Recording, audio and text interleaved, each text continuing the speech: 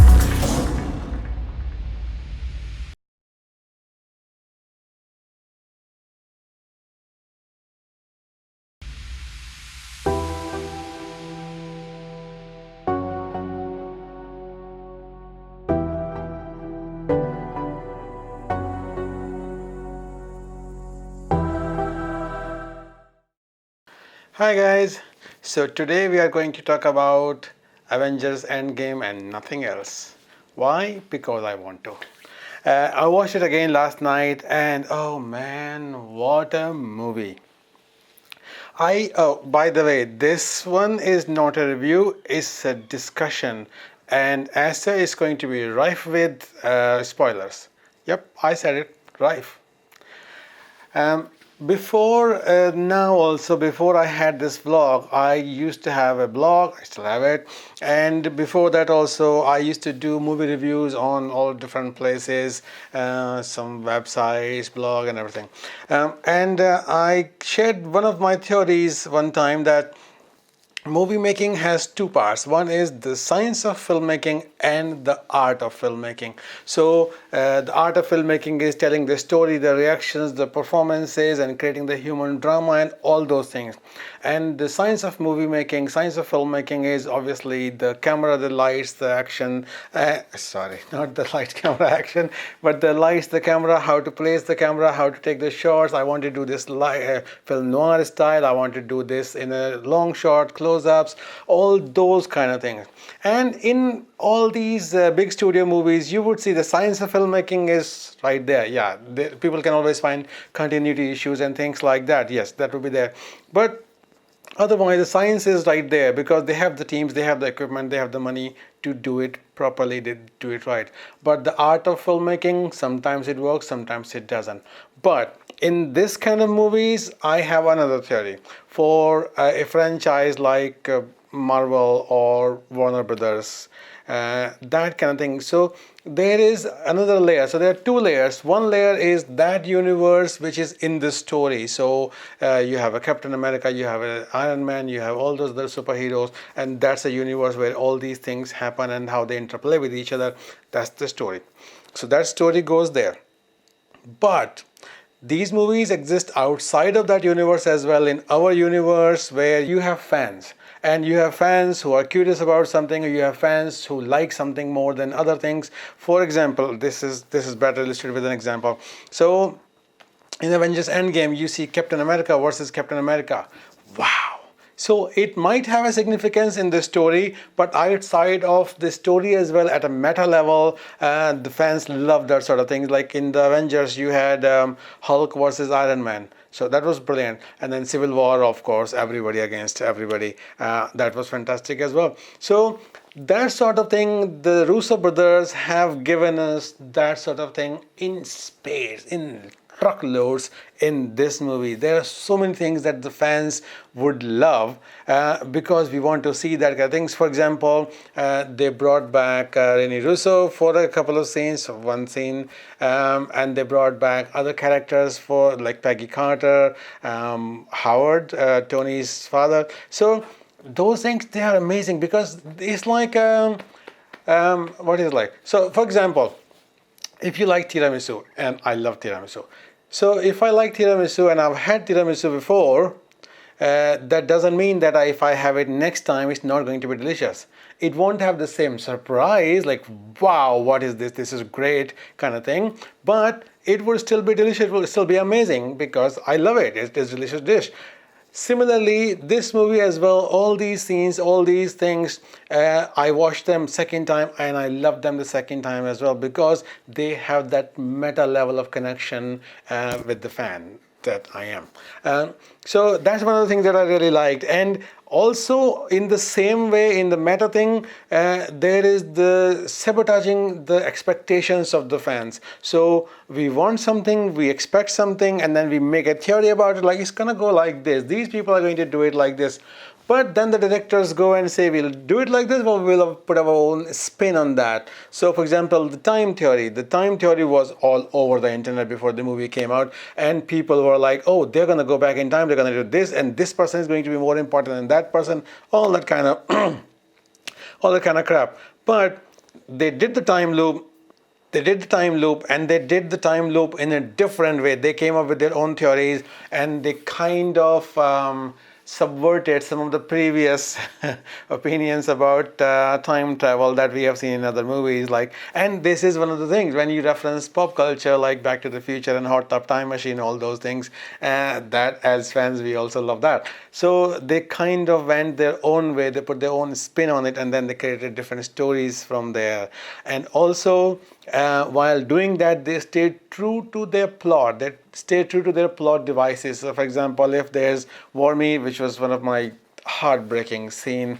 Vormir is where they get the Soul Stone, and we knew what that requires from before when Thanos goes there, and this time when we see Natasha and Clint going there, and we know, oh, this is not going to end well because we know how to get the Soul Stone, and we hope that they would probably be able to get the Soul Stone by themselves and both come back. Nope.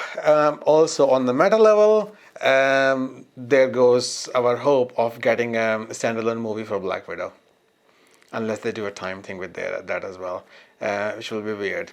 But yeah, so they stayed true to their plot devices, they stayed true to their characters as well, and then Thanos, oh my god, what an asshole.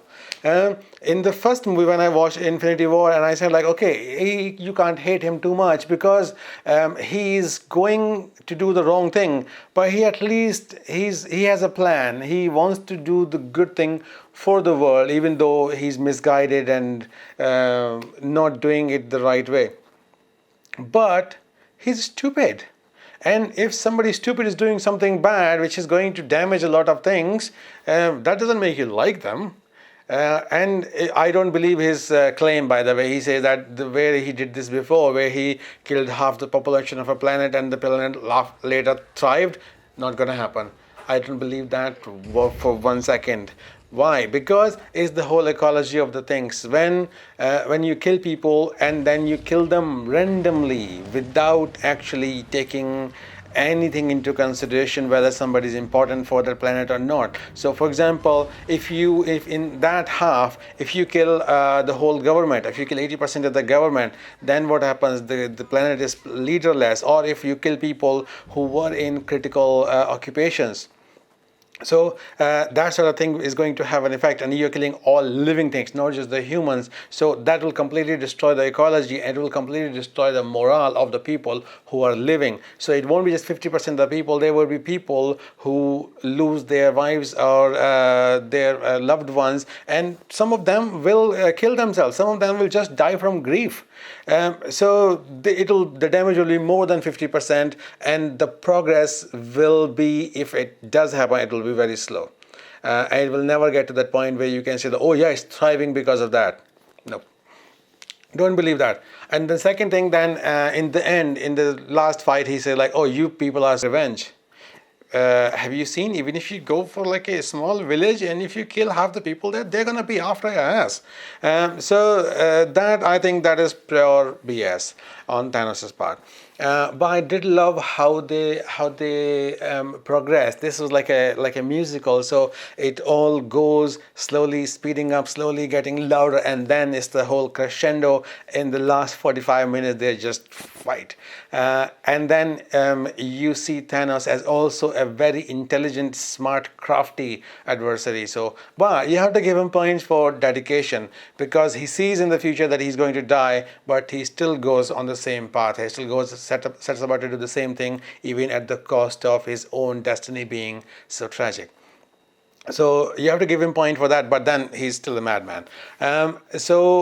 He's strong and he's crafty and he's very intelligent and he has his whole army and he has especially skilled people like Nebula and that wizard guy. I don't know his name.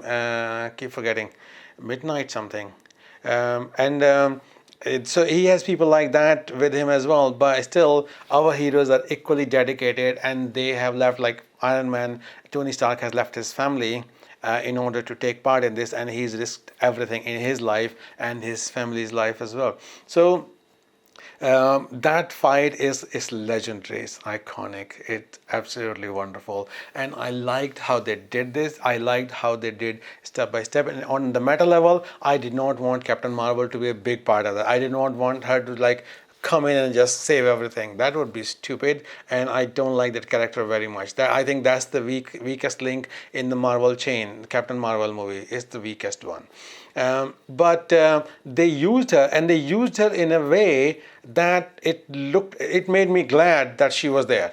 So they used her only in a couple of scenes, but in both scenes I was happy that she was there to save the day, to keep the story moving forward, but also in that particular point she was the best person to use. So, and this, I think this is all the directors in Marvel movies, they have done this very well, especially in the Civil War and in this one as well, or the both Avengers, that they use the best qualities of these superheroes and they use their weaknesses against each other as well. That fight in the airport, on the airport in Germany in Civil War, that is a great example of that. So that, and this one, the same thing happens. Oh, this this is the only movie where I think you will see Captain America being evil. When he's fighting his past Captain America, and he's kind of losing because he's got the past one, he's got him in the death grip. And this future Captain America says, like, Bucky is alive. So he knows that that is his Achilles heel, and he uses that against his past self. So evil, because he wanted to just win that fight. But well, whatever it takes. So that way it is really good. And the last fight and how they did it, how they got it to the last point, the last twist, it was fantastic. I could see, by the way, I don't know, I think you would have noticed it as well. When Thanos lifts his hand to do the snap, you can actually see that when he lifts his hand up, there is no buzz, there is no glow around the glove, so it doesn't have the power. You can actually see that, but you don't actually what has happened. And then they pan to Iron Man, and he's got all the stones in his suit gauntlet. That's fantastic. The other twist that I really liked was the Captain America. I think that's one of the favorite scenes of everybody, where Captain America picks up Thor's hammer. Mjolnir. I think Mjolnir. Oh, it's hard to pronounce that one. But that scene is so cinematic, the way they have done it. And if you remember the Age of Ultron, and there is a scene where everybody is drunk and they're trying to lift Thor's hammer. And if you watch carefully, there is one quick second when Captain America is trying to lift it, and it moves a little bit, and Thor goes like this, and then Captain America stops trying, and then Thor gets like he's relieved. So there was always that little subtext, there's undercurrent of this kind of a wisp of a rumor, of a hint somewhere that maybe Captain America is a guy who's worthy. So, and then when they play with this, in Civil War they play with the shield. They pass the shield to each other, Winter Soldier and Captain America, to hit Iron Man, and in this one they hit Thanos, and they keep swapping the hammers, Mjolnir and Stormbreaker. So that was really good, good as well. So I quite liked it. I quite liked the fight, and the best part was when Iron Man snaps his fingers and he kills all the army of Thanos. And I call it whatever. I am bad, I'm evil, but I'm very vengeful. And I like that he gets to see his army being destroyed and everybody that he's got on his side dying the same way that he was going to kill half the universe. So that was like, yes. And that is the antidote for Infinity War climax. And then he dies himself the same way. And have you noticed that when he dies, he just like he lowers his head, he's ashamed, he failed, he's a failure. So fantastic, amazing end. So I quite like that. As for the loss of some of these main characters, like the Captain America retires and Iron Man dies and all these things, they are sad. But I think that comes from the real world, because there was some rumor about both Tony Stark, what's his name, Robert Downey Jr. and Chris Evans. They were both at the end of their contract and they didn't want to continue with that. I can understand that. From an actor's point of view, it can be really boring to be playing the same character for like 11 years. From fans' point of view, yeah, please, more. But for them, it can be really boring, so they probably wanted to be out of it, and which is why they've done it. But I think if they ever want to play another comeback role, I think Marvel can find a way to do this. Other than that, brilliant movie, fantastic movie. There are so many things, so many questions that I have, so many objections I have to things. Only one objection I would mention before I go, and that is those 5 years gap. That 5 years gap when everybody dies and then they start trying again to use the time travel to bring everybody back. I don't believe it would work like that, because in the 5 years they show that nothing has changed, nobody has moved on, people are still in the same funk, and there are boats piled up around Staten Island and all that. I don't think it would work like that. Either because the ecological reasons that I mentioned earlier, where people, important people die, critical people die, and there are no train drivers, no plane drivers, nothing like that. So the world will go into further into disrepair, or people will start picking themselves up by the bootstraps and things will get better. It won't be at a standstill like they show in the film.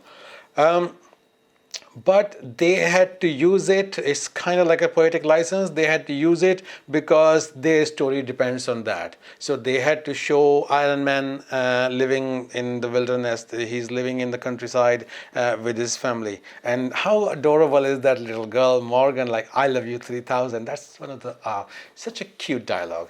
Very well done with the dialogues, actually, for all the characters. So they had to use that for that. This is one of the things that I read in a filmmaking book, where one of the teachers, she asked, what do we do when we make a film? And the correct answer to that is, we simulate human behavior. That is all that is there. You can take away all the tanks and spaceships and suits and everything. We are simulating human behavior. And that is why I love the superhero movies, because they have very accelerated and magnified circumstances, and still there you see human behavior. So people who are good, even once they become Captain America, they still stay good, they help people. And people who are bad, like Thanos, they do bad things. So that way, there is a lot of human drama in that. Even though they're superheroes, they're still human. So for that reason, they had to show this. And how human behavior will unfold, each director, each writer would have different interpretation of that. So for their 5 years, I don't agree with them, but I won't say that it's crap or anything. It is good the way they have done it. They had reasons to do it from a filmmaking point of view, and they're directors, so they are free to interpret the world in their own way. And I can't even actually claim, because I'm not an anthropologist, I can't claim that it would work that way, because we don't live in a world where there are so many superheroes to save the day. So how can I say that people in that kind of universe, that kind of world will react? So yeah. More power to the Russo brothers. Okay, I'm going to shut off here because otherwise I'll keep going on and on. This is why I didn't make any notes for this, because otherwise I would be doing this for hours. I can talk about this. But I will make a couple more videos about this, like maybe about the unanswered questions and things where I do want to object, like this thing is a little bit weird. But those can be separate videos in their own right. Thank you very much for watching. If you liked the video, if you are a geek like me, please like the video and subscribe to the channel. Thank you very much for watching, and I'll see you tomorrow. Bye.